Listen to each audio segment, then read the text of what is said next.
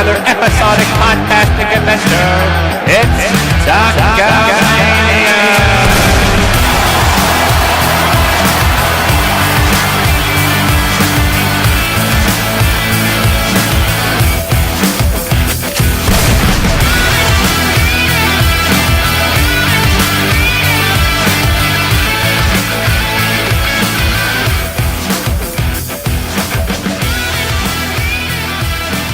Ladies and gentlemen, welcome to another exhilarating episode of Talkamania. I'm your host, Desmino, with your other host. You might love him better than me because, from what I hear, he gives good head. J-Bum! Say hello, hey J-Bum. Hey, what's up, man? I think they like me, though, because I got a bigger dick. It's like a mushroom. It's like a noodle. It's long, but it's thin. It's like a toad head. Oh, like a mushroom head? Kind of like Toad from Mario Kart? That's it. Stormy Daniels, baby. Stormy Daniels. Oh, yeah. How you doing, man? I'm doing pretty good. We're halfway through the week. There was a lot of WWE action that just passed. We had Hell in a Cell. We had Raw. We had Smackdown. Lots of news. Lots of new events happening as well, too. But before we get into it, folks, make sure to follow us on the Twitter @_Talkamania, on Instagram, on Facebook, wherever you get your podcastic kicks, be it on iTunes, Podbean, Spotify. We're there. And make sure to pick up some sweet merch. People keep telling us we love that Talkamania logo. Hey, so do we. Buy it. Yeah. So go over to prowrestlingtees.com/Talkamania. We got 4 designs. And hey, if you buy one, let us know. We'll post you all over Twitter and we'll plug your shit no matter what it is. All right, guys? So make sure you do that. Plug over.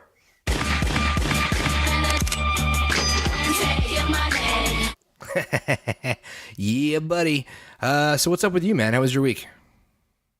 Well, week's all right. The hockey season started, Yeah. so for us Canadians, we're a bit excited. I'm not too excited for the Montreal Canadiens this year. They haven't really done much except for give away everybody on their team. So they're in rebuild mode. There's some exciting things to look forward to. I'll casually watch, but I'm just kind of happy it's back in general. Yeah, well, the Bruins look to be pretty promising again this season, so haha. I got nothing.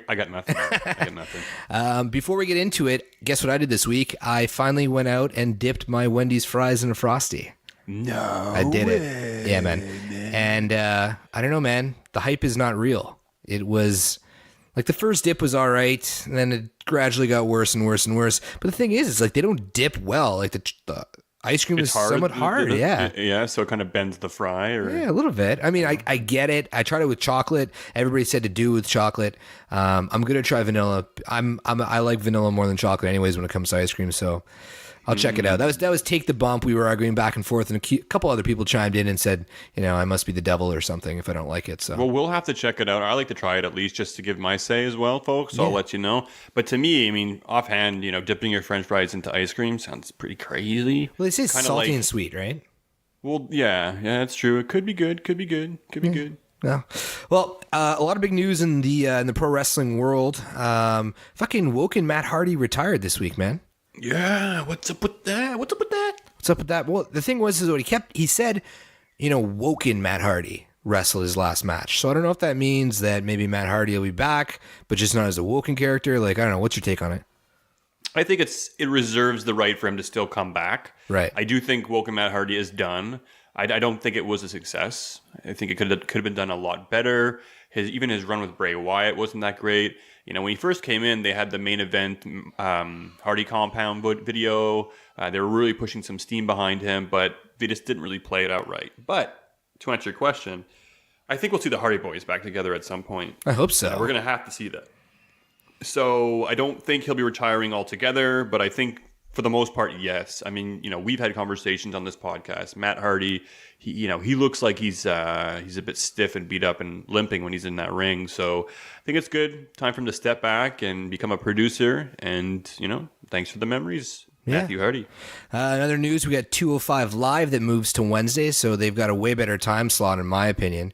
That means Jay can go from not watching it on Tuesdays to not watching it on Wednesdays. Well, we're recording the podcast, but for them, I see it as a better time slot for them. Are they still going to go on directly after SmackDown though, like at the Arena Live, or are they getting their own shtick? You know? I think they get recorded at SmackDown because I know the results for this week's 205 Live already. Okay. So I'm thinking they'll record it after SmackDown and air it on Wednesday. I'm guessing it's purely because they don't want it going up against Miz and Mrs. Fuck. So you straight up take the time to read the results of that stuff?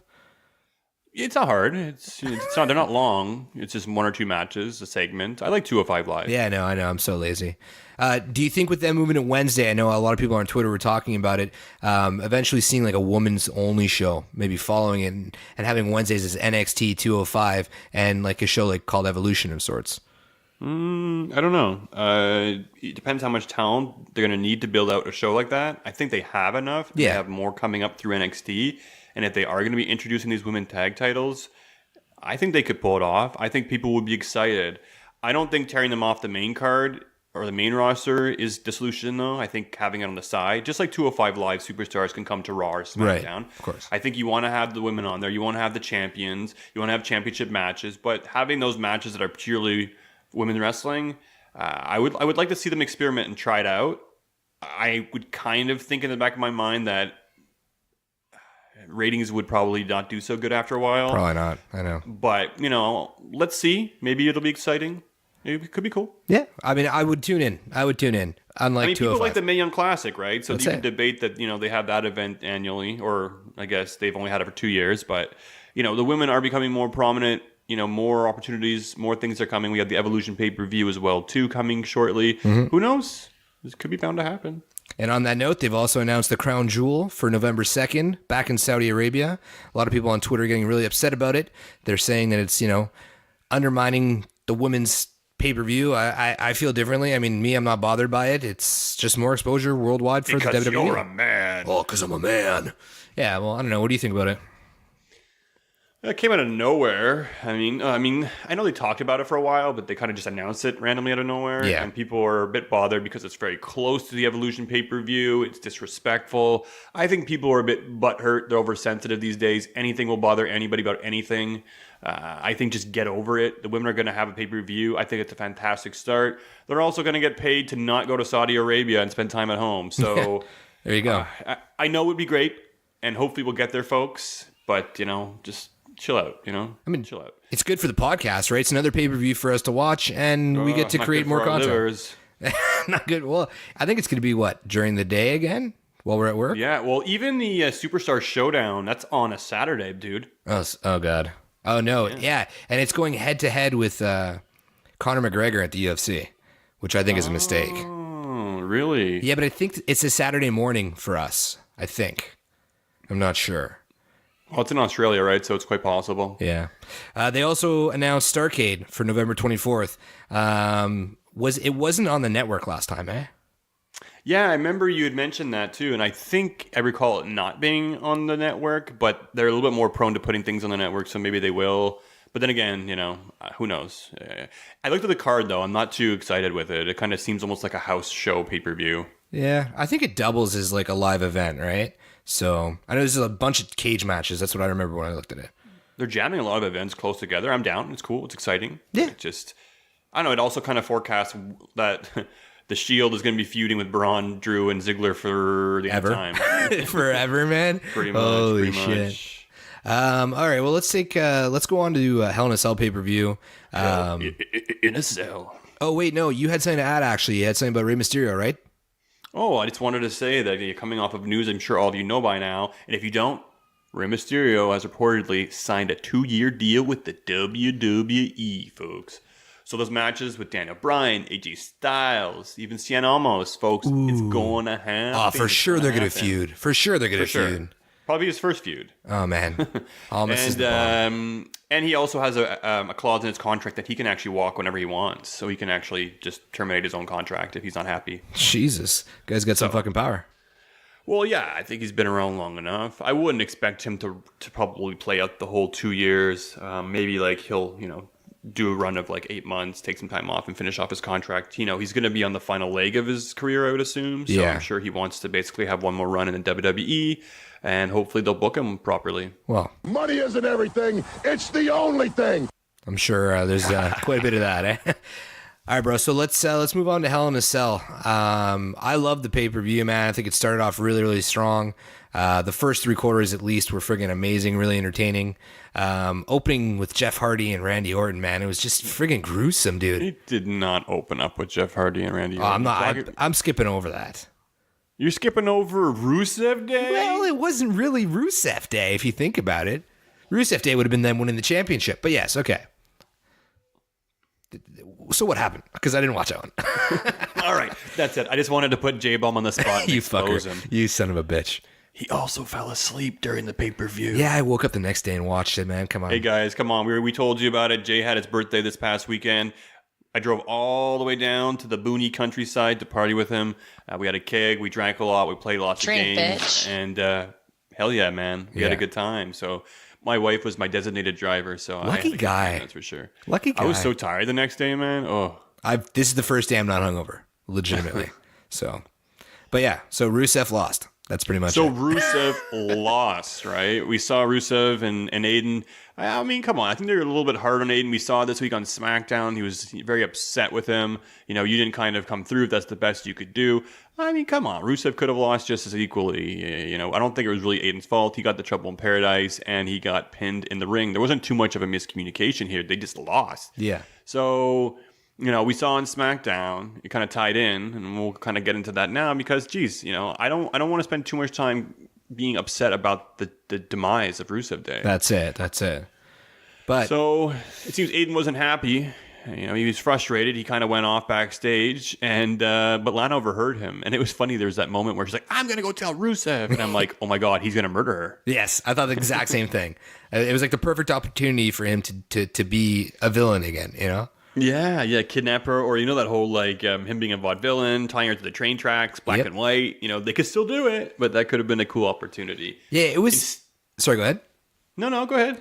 It was a bit confusing for me. Like, I get that Aiden, like, it was just, we knew it was coming because they teased it, and then it went away, and then it came back, like, because they had that run of momentum. Then they went to Hell in a Cell. They lost there, and I don't know. I just feel like Aiden turned a bit too quick, and it just kind of came out of nowhere a bit for me. It did, and I mean, you know, if it wasn't for Aiden, I mean, they wouldn't have had the tag team title opportunity to begin with. That's it. So, you know, I don't know. I thought it was a bit lazy too. At the same time, the fact he jumped up on the ring, I saw him holding the microphone, right? And I'm like, why does he still have the microphone when he was hanging around ringside? I thought it was weird. And I was good. I guess it's for the post match. But he jumps on and he's like, "It's Rusev Day." And dude, first of all, Rusev is the one who took himself out of the match by being distracted. Yeah, totally. But I thought, I don't know, man. They could have done something. It's always been the same things when he's kind of interfering. And then I guess at the end, finally, he came in and he clocked him with the mic, and it actually fell apart, the whole Rusev Day thing around Which it. is Just broke perfect. off completely, which was cool. Yeah. And, you know, I'm kind of excited to see what happens between the two of them. I'm assuming Rusev's going to come on top and he squash Aiden. I guess Aiden might get one win, you know, or two or whatever. We'll see where this goes. But I don't know. I'm a bit upset. I think Rusev Day was money. I think Aiden already has a shirt called Aiden Day. Oh, God. So, Well, look, if it gives Aiden a push in singles, I'm all for it. Because I think Aiden English has a lot to offer, especially in the ring. And he's pretty good in the mic, man. And he could cut a promo. But I sounds like a Muppet. yeah, he sounds like a Muppet, but he's an entertaining Muppet. I wonder if he'll try and start, like, singing for somebody else. I don't know, because then you're just putting him back with somebody else doing the same thing. I would have kept him with Rusev. Yeah, I don't know. I would have had the WWE three roll probably do. together for the long haul, man. Me too, man. Run that shit till it's dead. It's kind of stupid. Look at the I guess merchandise sales, and the Rusev Day shirt, you know, sells, and they're like, oh well, you know, we're gonna split them up. We don't care about the money on merchandise. I don't know. Yeah, unless they've just, you know, ran a stock and they're like, fuck it. But yeah, that was Rusev Day's fate at Hell in a Cell. And then the actual pay-per-view started, so we'll go back to that. Now to Hell in a Cell. This is third time's a charm, right? Jeff Hardy versus Randy Orton, dude. It was a fucking bloodbath. Gruesome. Without the blood. Well, I guess there was some blood. There was some was. blood, man. Gruesome match. It surpassed my expectations. I thought it Me was too. pretty good. The guys put on a good match. They were aggressive. Randy Orton when he hit him when the chair was lying on him or something. I don't know what it was, but he dug out like a piece of Randy Orton's leg. It was disgusting. It was like skin and tissue were like hanging out. It was so nasty, man. He literally left a part of himself in that ring. And there was one of the announcers Corey Graves, yeah. Oh, that's nasty. He like couldn't even. Oh, it wasn't Corey Graves. Yeah. It was Phillips. There, was it Coach Minner? I don't remember who it was. Yeah, it was one of the color commentaries. Yeah. But it was really funny because he just didn't know what to say either. He couldn't help himself, eh? But dude, and Orton's kind of like hobbling around, and there were some huge spots. Yeah, the ending, Orton kind of left a little bit early, but it was hard to kind of time that, and it still looked good in the end. Mm-hmm. The screwdriver in the ear thing, that whole thing doesn't creep me out as much because it's so gross, dude. It's a hole that you're pulling your earlobes, like he doesn't feel any pain. No. I have gauged ears, and I'm telling you, the way that he stretches those out, I guarantee you they're bigger than they were. Every time he pulls on them, they're getting bigger, and it fucking hurts. Jeff Hardy could put a friggin' tractor trailer tire in his ear. But now you could put like 2 tractor trailer tires on there. Yeah, it hurts. But that upside down ladder spot, I thought that was like, it kind of went a bit unnoticed. Like, that was huge. Like, the way that it just sandwiched him when he dropped him on it was so well done. I know, I love the match, man. I thought it was great. I thought it was a little silly to open it up with it. Like, the energy was good, but like, I could have waited for that match. It was that good that it kind of made the next match after a little bit of a slow start, which Becky and Charlotte. But that became an instant classic pretty quickly. It did. People complain about this match being a bit sloppy. I thought it was pretty good. There obviously was some hiccups, but nothing really major. These women delivered. They put on a great match. The ending kind of came out of nowhere. It looked like she was going to put on the Disarmer and then quickly pinned Charlotte Flair and won the title and surprised a lot of us because we thought the hunt was going to be long term, right? Yeah, big time. Yeah, I was expecting that. And it was a hell of a reversal or a roll into a pin from the spear, which we've never seen, a counter to a spear like that. I haven't. Yeah, no, I liked it. I like what got delivered. I'm interested to see where this goes from here. Becky did not want to shake the hand of Charlotte Flair. We saw that carry into SmackDown as well. So she had her inauguration on SmackDown, right? Yeah. And I'm not big for these parties and these celebrations and these inaugurations. And I kind of, thought this one was a bit silly too because they have the belt underneath a blanket. They pull it off and it's the same belt she had last night. So why were they hiding it? And she could have just came out and did a speech. I thought it was funny. Paige is there, and then she calls out Charlotte. Paige's like, "Oh, Charlotte, we don't start anything. We don't want to fight." And she's like, "That's not what I'm here for." Oh, okay, bye. And she gets out the ring and like leaves. It's like, then Charlotte proceeds to just like beat the crap out of it. Exactly. Like, oh, okay. I take your word for it.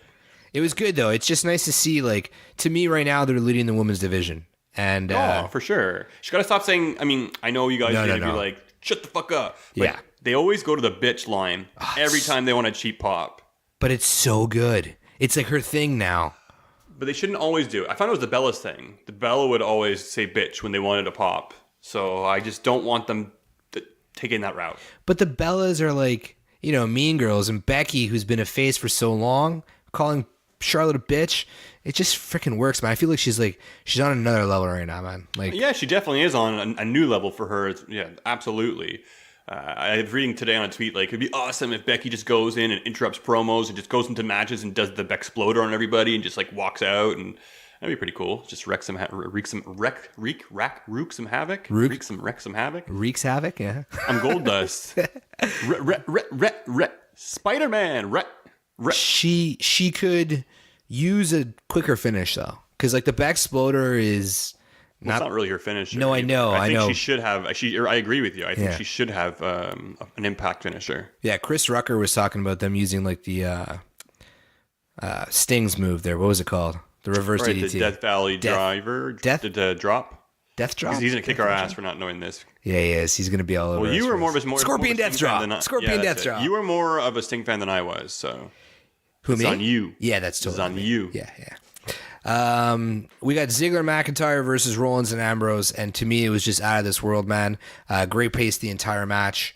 I think they made the right call to keep the belts on Ziggler and McIntyre. But really fun. The ending was great too. The way that he snuck in and got the Claymore in right at the end, it was so well done. The timing is good. Dude, they're so high on Drew McIntyre. It's ridiculous. He's for sure 100% going to be in the Universal title picture soon. He has to be, in my opinion. Soon. And we even saw in the main event, like these guys, if you look at the main event of Raw, we look at the main event of Hell in a Cell, I mean, like, it's not always just been about Roman and Braun, which is kind of a sigh, a nice breath of fresh air. It's been a bunch of people. You have The Shield, you have Braun Strowman, you have Ziggler, you have McIntyre. They've all kind of been involved in the main event. So it's kind of cool to see that. And, we saw that as well in the main event in the Hell in the Cell, which we will get to.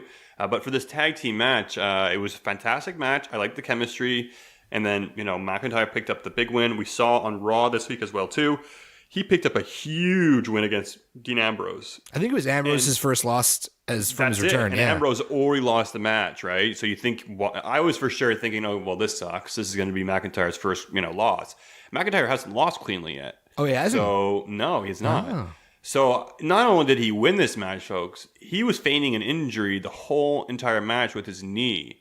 Like a real one? He was the bad guy. No, he was faking it. Yeah. But basically, Ambrose was working on it. So I was like, okay, well, that's going to be the angle. His knee's going to cause him the match. Okay, I guess they're kind of making it so, like, it's more understandable that he lose. It doesn't make him look as weak. Mm-hmm. But he won. And he won as a heel against Ambrose. Clean as a whistle, huge. too. Huge. Yeah, pretty much. Yeah. So I was super excited about that, and I'm happy to see my guy win, my man. That's it, man. I mean, and the false finishes at Hell in a Cell in that tag match, it was just like, I was on the edge of my seat, man. Yeah. That Claymore, though. I love these tag matches. And the Claymore on Raw was even better, man. The way that Ambrose was like out for the count, ran in at 9, and then boom, Claymore finished. Well, I knew he was going for the Claymore, and I was like, oh, he's not going to hit it. And then he hit it, and I was like, oh. And then, out to lunch. Meanwhile, Renee's like, did Renee say something like, Ambrose wants a piece of this pie or something? Was it this? Yeah, it was this week, I think. Yeah, she said something about that. And people call her out on social media, and she's actually like, oh, you silly. Yeah. Actually, not that I want to mention him again, but Chris Rucker brought up a good point. He's like, what if they're building up the Claymore just so Roman Reigns can kick out of it? Oh, well, it's going to happen. Yeah. Way to bring us down, sure, Chris, you son of a bitch. Don't ruin it for me. Let's enjoy this stroll and the nice flowery meadow before we reach the inevitable. We got AJ Styles retaining over Samoa Joe in a controversial finish. I thought it was a really cool way to end the match. A lot better than the double countouts we saw with AJ and Nakamura. Mm-hmm. And, they announced on Smackdown that they're going to have the rematch at the Super Showdown in Australia. And according to Paige, that's it, right? So, I don't know. Did you enjoy the match? I thought the ending was great, so. I thought the match was good. I liked it. I thought it was, usually you have these matches with AJ and then, 1 time, 2 time, and you get sick of them. But I think I'm actually enjoying their matches more as they progress. And the cool thing about the ending in this was the camera angles were great for the finish. It's perfect. Because you saw the way AJ pinned him, and even the announcers were like, oh, well, AJ won. And you thought he pulled like a Kairi Sane, right? Kind of similar to how she won the NXT title. It's pretty much exactly how she won it. But then when they changed the angle on the other end, you see AJ Styles is tapping out. He's a tapping. Tap. So what does that mean? Well, ref made a judgment call, and at that point in time, AJ Styles retains his championship. I don't know about that, right? I don't know. But we do get this match now at the Super Showdown in Australia. Yep. AJ's going to be taking on Samoa Joe. Hopefully, well, not hopefully one last time, but it might be one last time. And we must have a winner. So I assume it's going to be some sort of street fight or no disqualification. I don't know, man. I still feel like Daniel Bryan and The Miz, the winner of this is going to be the next champion. Or I don't know. I would like to see Samoa actually win it and maybe have a little run with it, but I just feel like this Daniel Bryan-Miz feud is going to be fueling to... I'm calling it, folks. I know what you're going to say. I think The Miz is going to win the title. And then Daniel Bryan's going to win the Royal Rumble? Quite possibly. Yeah. I think that it's going to be a long feud. We talked about this for a long time, that this Miz, Daniel Bryan, and Miz keeps getting the better on Daniel Bryan, right? That's it. We saw them at Hell in a Cell. Brie Bella came back. Yeah. And they tried to take on Miz and Maryse. It was a horrible match. Maryse ended up stealing a win. So that's 2 wins against Daniel Bryan, right? And now we saw this week on SmackDown, however, Maryse is taking a leave of absence. So she's done on SmackDown, at least for now. Mm-hmm. and they tried to pull a fast one over on Daniel Bryan. Didn't work. Daniel Bryan got the upper hand. But we know they're going to be fighting at the Super Showdown in Australia, and the winner gets a WWE title match. Yeah. So I really do feel like The Miz is going to win this match, and it'll play into the whole AJ Styles or Samoa Joe, or I'm not sure. We'll see what happens. But I would like to see Joe with a little bit of a run first. Yeah. I mean, he gets we don't know when that title shot is. Yeah, we don't know when it is. Because I was going to say, I can't see them holding The Miz as WWE champion all the way to WrestleMania. Oh, you don't think so? No, I don't. Wow. Oh, he did. Dude, he was the heel champion ages ago for a really long time. Oh, was he? WrestleMania when he wasn't even good. So Jesus. Yeah. Well, I missed all that. Anyways, Ronda Rousey retained at Hell in a Cell. And I know a lot of people didn't like this match, and I mean, maybe it was lost on me. This is one of the matches that I missed while I was sleeping. But I did. Okay, so I guess I'll cover this one. No.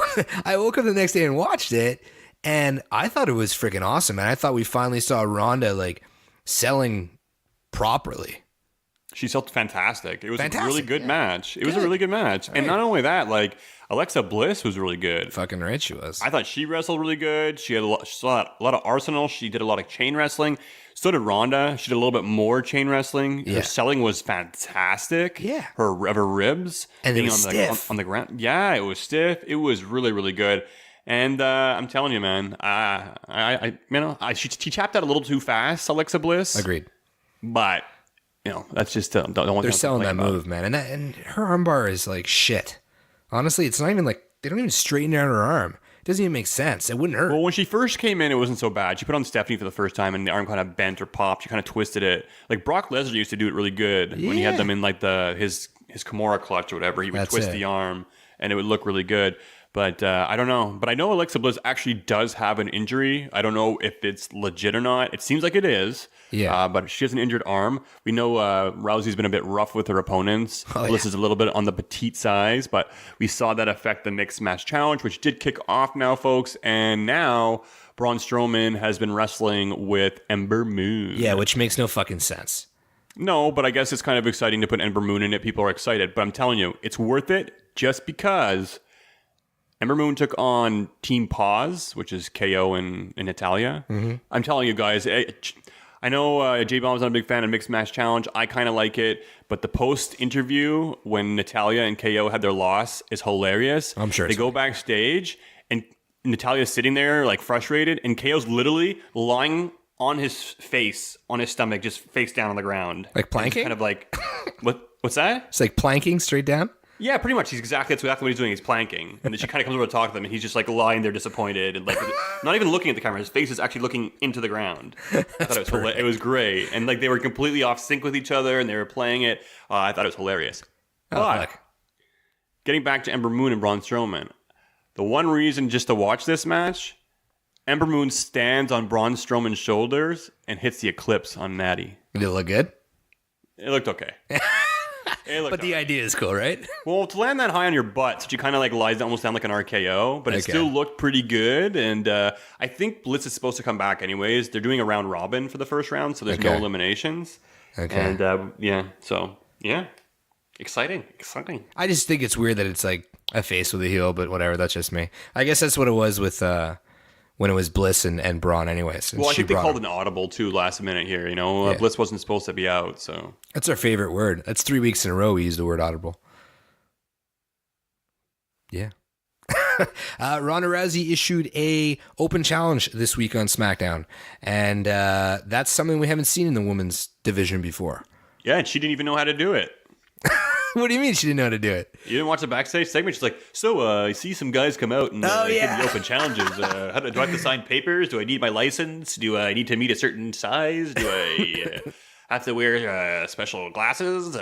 What do I need to do? No, you just go out there and you open the challenge. That's it. So it's so funny when she goes out too, because she's so like almost bipolar. It's like she comes out, she's all smiley, and all of a sudden she just like turns mean, Did you hear her giggles? She was like chuckling while like everybody was chanting her name. She's like, I think she genuinely gets enamored by it, I know, but get over it, fuck you. I know. But yeah, she sent out the open invitation. Natalia's music came on, and I was thinking too. I was even gonna tweet. I was gonna be like, "Oh, it'd be awesome if it was Natty." but I just feel like Natty's going to be a heel turn. Yeah. But no, she did the respectful challenge and didn't go the way she planned. She got killed. Because the Riot Squad basically took Natty out of commission. And I know they're building towards their match. They have the Bellas and Ronda versus the Riot Squad coming up at the Super Showdown. So they're starting to kind of push towards that. I think it's kind of weird that she's not teaming with Natalya at all. I think it's kind of like Natalya's been by her side. And all of a sudden they're just like, hey, Bellas are back. Bye, Natty. Bellas! Maybe that's why she's going to be pissed. Well, why couldn't they do like Natty and Nikki? Why does it have to be both, like Bree's got to be on both shows and everywhere, Do you want a massage? Well, they're the Bellas, bro, and they're everybody's favorite female superstars, right? Yes. Yes. One thing I liked from that segment, Ruby Riott.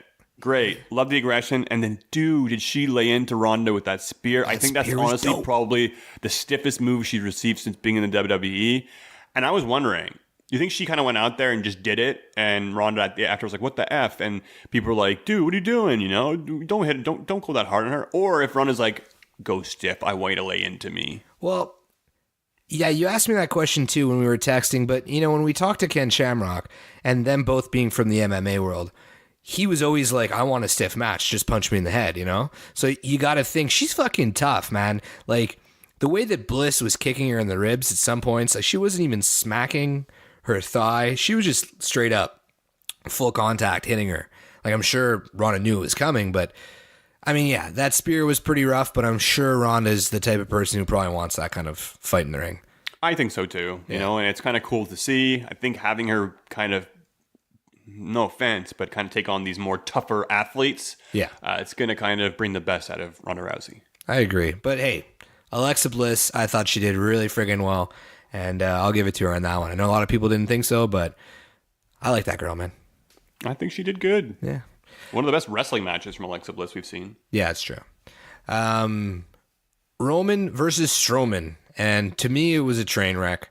I was actually excited about the match, but, the Shield got involved. Ziggler and Matt got involved. And then we obviously saw the return of Brock Lesnar. I feel like Mick Foley got totally lost in the mix. And well, the match was over in like 2 minutes. Yeah, it was short, eh? Yeah, Mick counted to 3. Oh, man. You can see it in his face. He's probably like, fuck.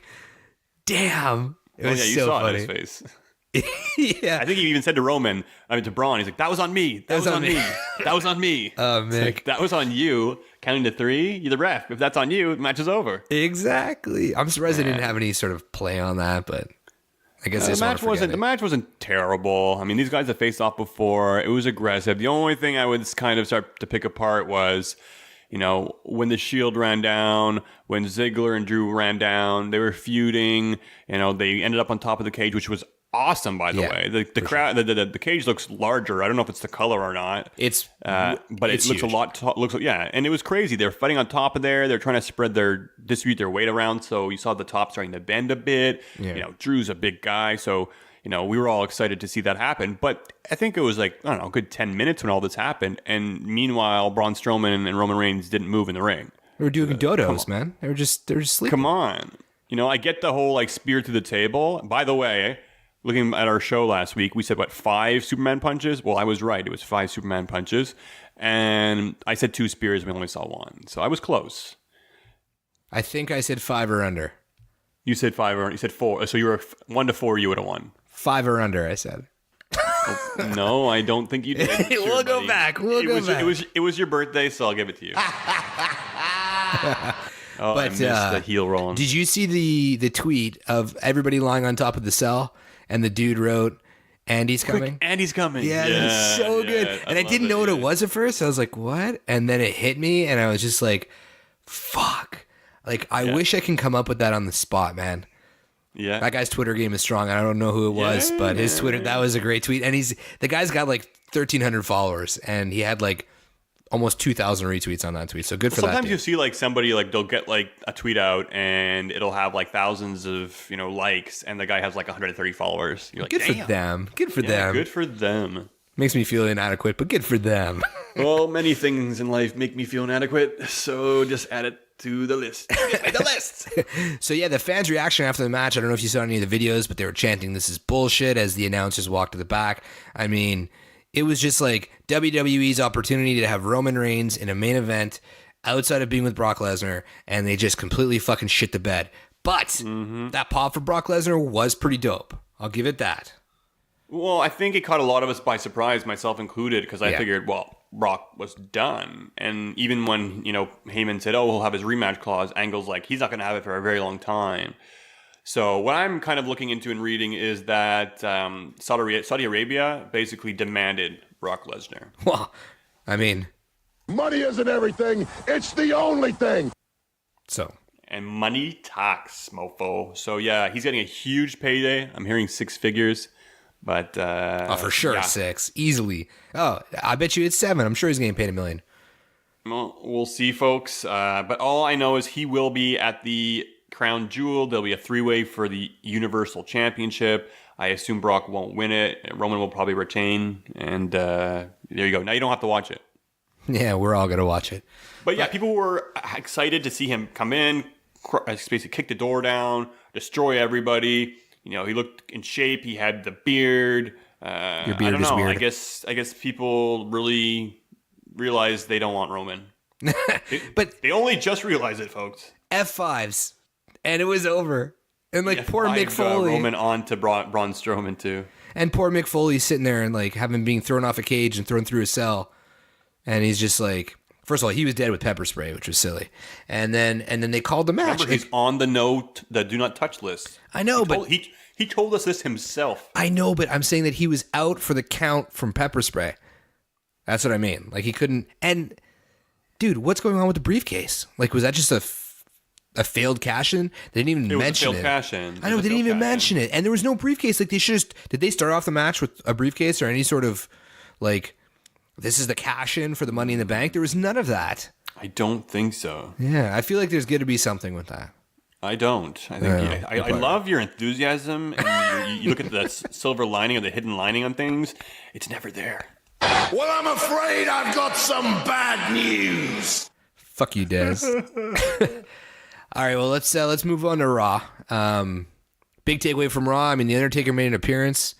We got to sit through, a 15-minute intro as we usually do, which I'm really getting kind of over.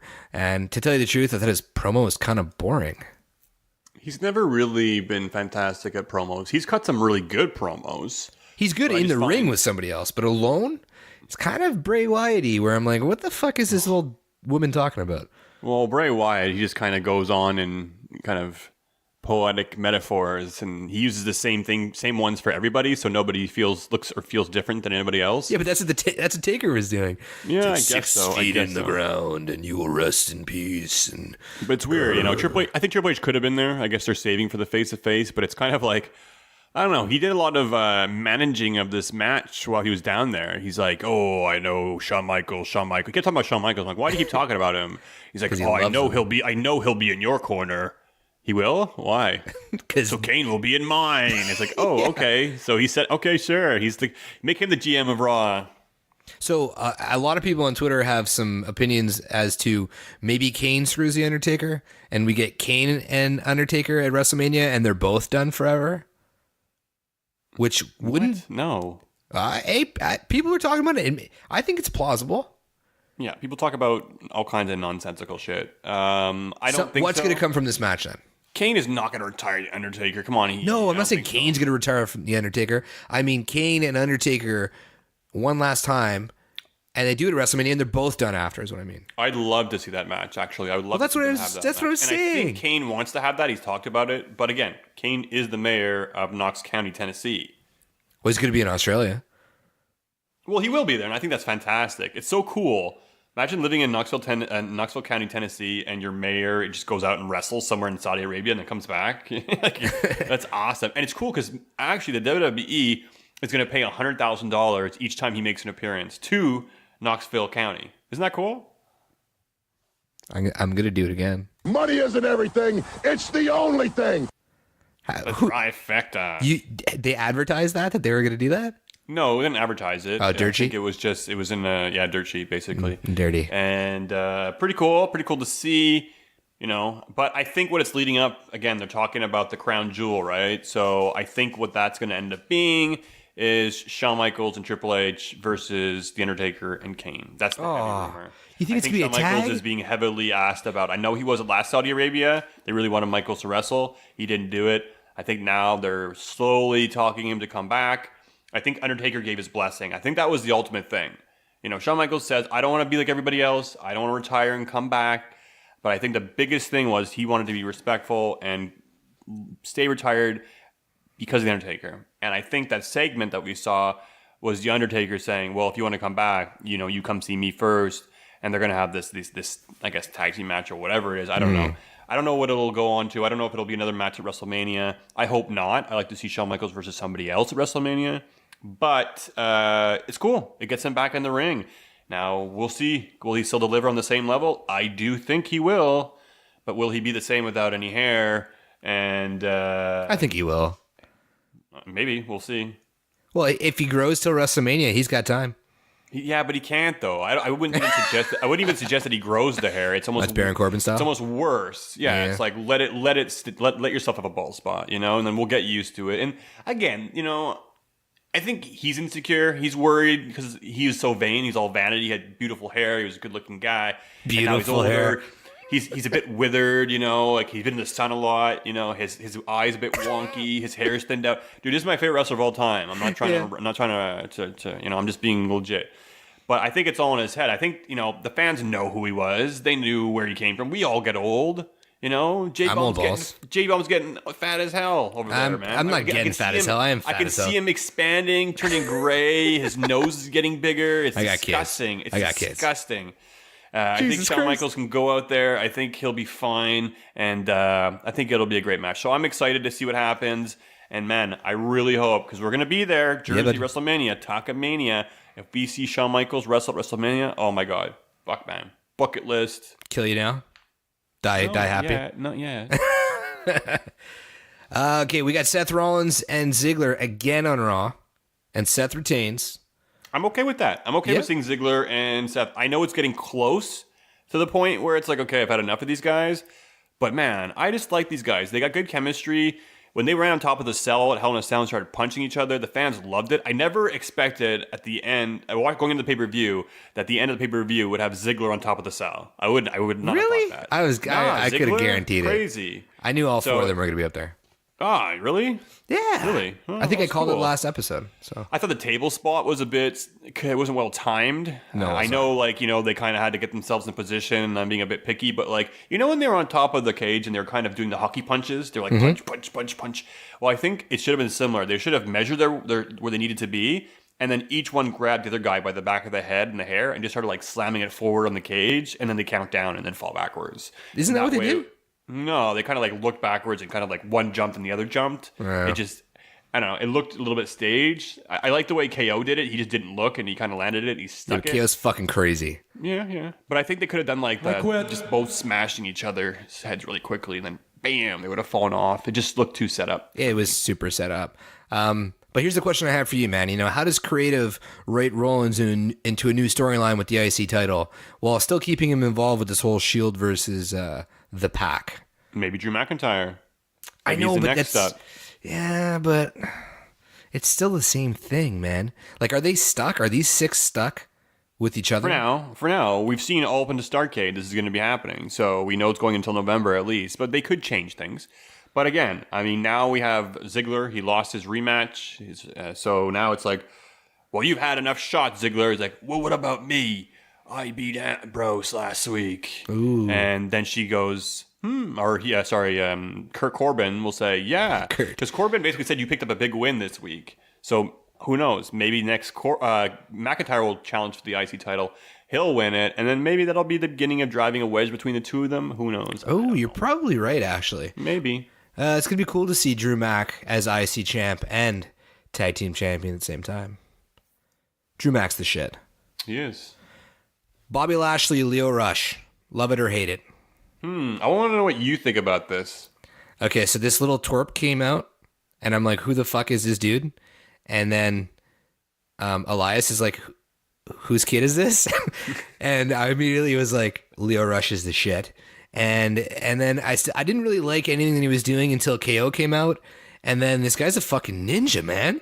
I had no idea he was that type of wrestler. Watch him on NXT. On 205, man. It's crazy. They call him Rush for a reason. He just moves around really, really quickly. So I like to see these guys in a tag team match together and kind of see what happens. I think it works. I think it really works. It can work. I mean, Bobby Lashley was missing something. Yes. Right? So the fact that we stick these two together, I think it could be good for comedy.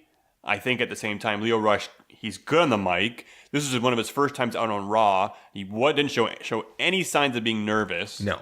You know, he went out there and, it was a lot of fun. And you can do lots of things with him. You can throw him around. So I think that's pretty cool to see. And that botch was hilarious too when he jumped on his shoulders and almost like reverse Hurricane Ron in him. Well, yeah. Whatever, man. It was good. And they were laughing, which is really, really cool about it. And KO's involvement for me was fine. I mean, I know that he's kind of like paying his dues right now. It's kind of like where he is in his career. And I'm okay with that. I'm happy he's getting out of the way now because he's got such a long career ahead of him. But it was just nice to see him. I'm telling you right now, if you're painting it that way, like KO, yes, he's dealing with the crap he's dealing with now. He'll get back into the main picture. He'll win the championship again in the future, no doubt. Yeah. But even after he wins that championship and loses it again, he'll probably be put through some more of these stupid storylines. Yeah, as do other okay superstars. You know, you can't always be in the spotlight. But unless you're Roman Reigns. I don't know. I feel like KO may have done something or said something because ever since that whole build-up with Strowman, SummerSlam, the squash match at SummerSlam, like I can't wait till KO goes on a podcast and talks about that match. And we get to know a little bit more about what went on because the fact that they put the Money in the Bank briefcase on the line and a match lasted, a minute and 30, 40, 50 seconds? Something was going on that night. And since then, we have not seen the same KO. Even when he came out with Braun Strowman and all the heels came out and beat up the Shield, which I don't know what happened because all of a sudden they forgot about that. But Owens came out and you saw the look on his face. There's memes of it. He was not having it. He was not happy to be there. It made no sense. So I really hope KO gets out of this sooner than later. We do know the Super Show, however, he will be teaming with Elias to take on Lashley and Cena, which is the strange match on the card for me. Yeah, it doesn't make any sense. Maybe KO stole the boss's sandwich. Oh, that can cause some heavy consequences. People take that shit serious. Have you seen The Office? Have you seen Friends? I was going to the Friends reference. Yeah. His turkey sandwich with the stuffing in the middle. You stole my sandwich. Stole my sandwich. I know nobody likes Ross. I fucking loved Ross. Ross was my favorite character on Friends, man. I liked it. I liked all the hijinks that he'd get himself into. He'd always get into those really awkward situations, like the spray tan or the leather pants, or when he's dating the young girl. And the leather pants thing happened to me, like maybe 2 months ago. It wasn't leather pants though. I was trying on pants. I went to buy new jeans. And all my jeans are like, no joke, 5 years old. And we grew up in the 90s where like you would wear baggy jeans. So I walk into a jean store and a girl immediately is like, oh, can I help you? And this is like, I'm super awkward with this shit. So I'm like, yeah, just pick me out 2 pairs of jeans. Well, she picked out like super skinny jeans. And I go into the changing room and she was like pretty pushy. Like she stood outside the changing room and was like, how does it fit? I couldn't get the fucking things off. Like, I'm not kidding. I had to pull it, like, from the heel, like, an inch at a time. Did she help you get them off? I wish. Sorry, Melissa, but I wish. And honestly, there was a moment of panic where the thought of Ross and his leather jeans went through my mind. And anyways, you kind of had to be there. That's when you called me, like, I can't get them off, man. Put some lotion on it. Anyways. It's made of paste. Hello? Nia Jax returned on Raw this week. And, I'm not like most girls. And to tell you the truth, when she returned, I didn't think they popped hard, when her music hit. But during that match, man, like, no, they were happy to see her. She's fucking over, man. They were really eating it up. Yeah, it was good. It's all right. I mean, I'm not a huge Nia Jax fan, but I think the fans missed her. I think they were happy to see her come back. And she picked up an impressive win, I guess. Yeah, I like it. I'm just wondering where she's going to fit in now. Is she going to be back there next week now, or is she going to be off next week? Who knows? And where the hell was she? That's what I want to know. She was nursing an injury and doing media and stuff, so I'm not exactly sure. She teamed up with Ember Moon. Maybe they'll be a tag team together. I don't know. But, we'll see. It's cool. It's good to see her back now. And Baron Corbin also booked himself an ultimate I'm liking this. Universal Liking title Baron match. Corbin. Yeah, And this is what I gotta say. This fucker for sure listens to Talkamania, man. 100%. Well, he does. He blocked us. Yeah, and then he blocked us so he couldn't prove our it. podcast. There you go. That's it. Son of a bitch. So now he's changing rules around on the fly, books himself in a Universal title match. I thought it was hilarious. Obviously, we knew he wasn't going to win this match, but then he makes it a DQ match and still loses, but I like it. It's funny. It was so good how he he fucking smoked him with that chair. Yeah. No, it was good. I'm telling you, man, this guy does listen to Talkamania. Yeah, that son of a bitch. He's just too shy to follow us. He's too shy. Hey, you know what's funny? We didn't talk about this on last week's podcast, but after we did our big show, when we went and saw Mick Foley at the Comedy Nest in Montreal, guys, check out our interview with Mick Foley if you haven't. Yep. It is awesome. We also took pictures with him. We haven't put up yet. We're lazy. Do that soon. We're lazy. But the very next day, we had periscoped our interview, like our live meeting, I guess, with Mick Foley. And you know who was following us the next day? Vince Russo. Vince Russo was following us the next day. Now, love him or hate him, I don't know if it's a good thing that he was following us. Because the thing was, we weren't even following him.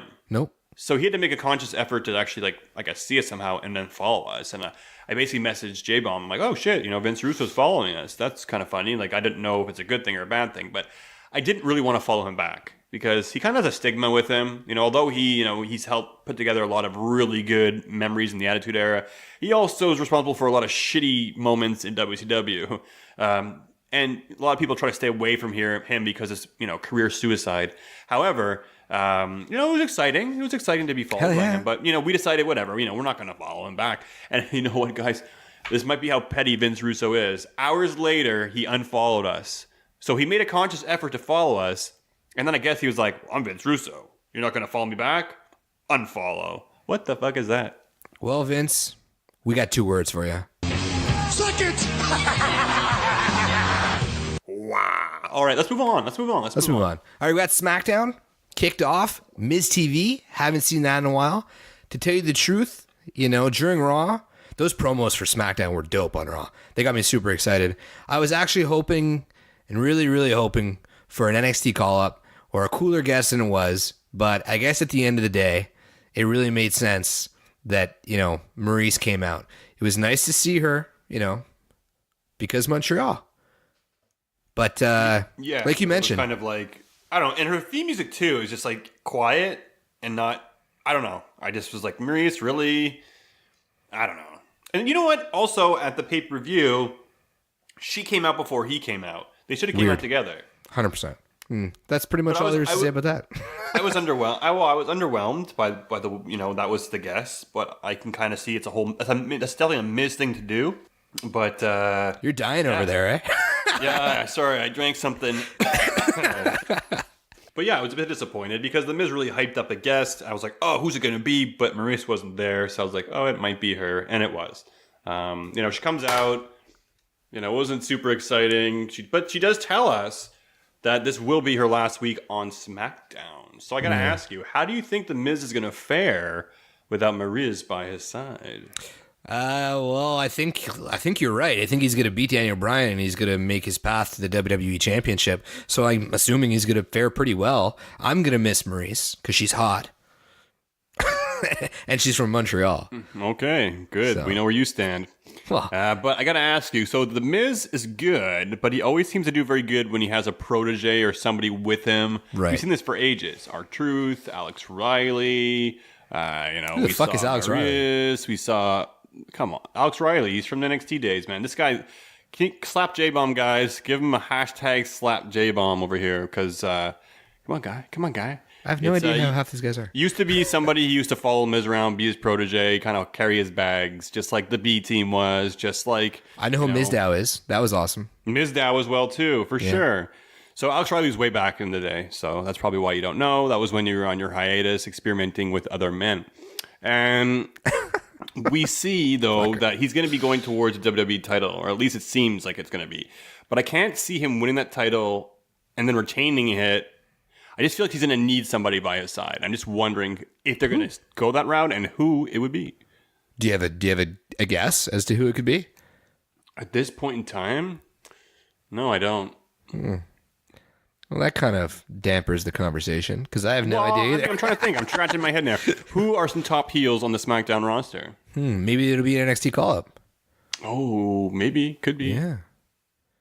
Could it be? No, that won't work. Anyways, Cesaro versus Kofi. Great I see match a note SmackDown. here J-Bomb sent me. Yeah. He loves Cesaro's large areolas. No. The note is nipple reference. J-Bomb loves areolas, Cesaro, especially the left one, because it has slightly more hair around his circumference. Damn, Daniel. You notice that one of his nipples is bigger than the other? Is that what you're trying to tell our listeners? Nope, but if you did, that's a bit creepy. I wrote nipple reference was hilarious. It was a great match. Cesaro was legit, and the nipple reference was hilarious, and it was a big win for Cesaro, in my opinion. Those are my notes. Cool, right. So I agree with you. Nipple joke was funny. He does have large nipples, but I didn't really care or really look at that too much. I think they're proportionate to his pecs because he has rather large pecs too. But the joke was the joke was funny. But yes, big win for Cesaro. However, I chalk it up to New Day gonna beat the Bar, and the Bar is getting their wins in now. Fair enough. That's true. But it was a clean win. Yeah, I would have been upset to see Kofi beat Cesaro cleanly. So yes, definitely happy with the win. AJ Styles versus Cien Almas. Love these guys wrestling each other. I got a question. Is Almas the most entertaining dude in the ring right now? No. Oh, come on. Who's more entertaining in the ring? Dude, every single spot they hit in that match was money.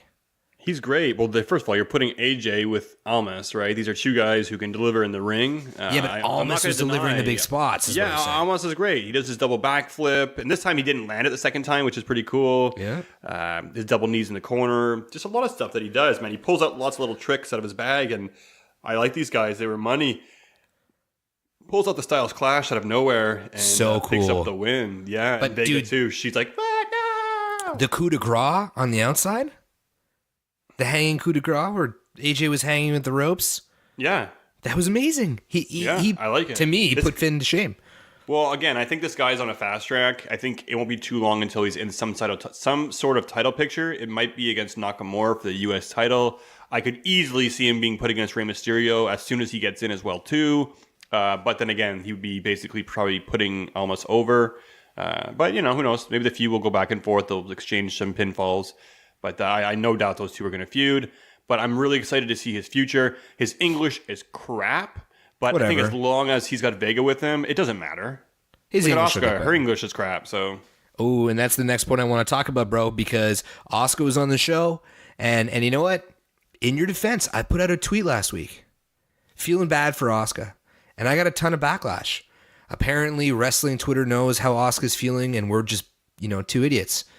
And, I'm not saying she deserves better, but she deserves better, man. That was like such a filler segment. Yeah, I know. She's being put into this mixed tag team match for Super Showdown with Naomi purely to have these two Australian women, the Iconics, win. You think they're going to win? The losers. Of course they are. You're not going to have them lose in Australia, and I don't think I think they should win in Australia. I mean, but isn't that WWE's whole thing that you lose in your hometown? Yeah, but if you go all the way to Australia, the crowd's going to be so over, and they're going to be so angry if they lose. I mean, I don't know. I really can't see them winning. I don't think they should, but I think they're going to, and I would assume Naomi's going to eat the pin, so it won't be as bad. But yeah, it'll be another Asuka loss in the record books, and I agree. I think she does deserve better, and people are like, think they know shit.